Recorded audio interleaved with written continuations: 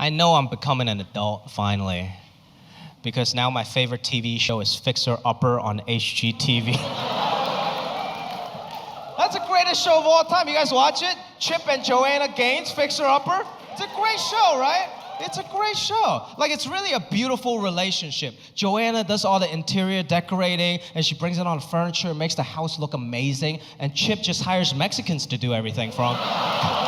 It's the most symbiotic American relationship ever.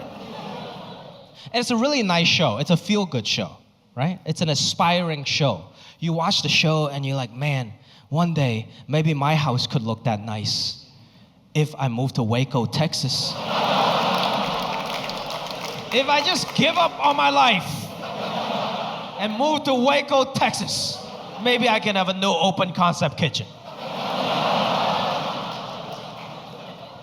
I don't know about you guys, it's expensive where I live in LA.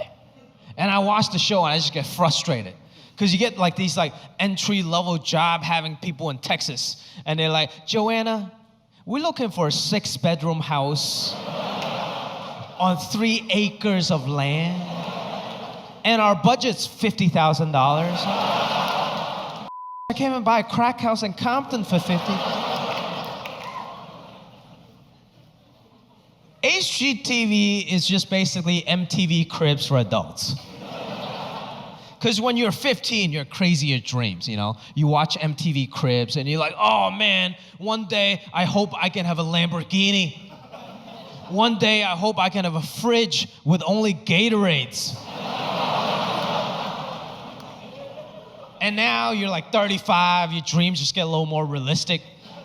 You're watching HGTV and you're just like, oh man, one day I wish I could just fix this roof.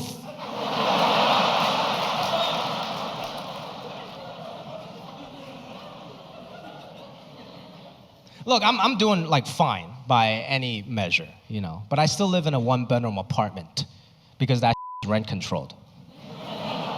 And when the Asian people, when we find a good deal, we're never letting that go. Yeah. That apartment is about to be generational. It's gonna get passed down to my nephew, his kids, and all that. It's mine now, basically. I don't want to buy a house. I live by myself. And I'm scared of ghosts. I've seen enough movies to know that ghosts only haunt houses. Not 1-bedroom apartments. Yeah. I've seen enough Hollywood movies to know that ghosts only haunt rich people's houses in the suburbs, preferably with a newborn baby. Because they got way too much to lose. High stakes. I live by myself. I ain't got nothing to lose. A ghost come haunt me, I just move. Worst come to worst, I lose my security deposit, you know? What's a ghost gonna do? He's gonna follow me from unit to unit, start knocking on my life fixtures. I'm like, hey, dog, go ahead, it's not mine.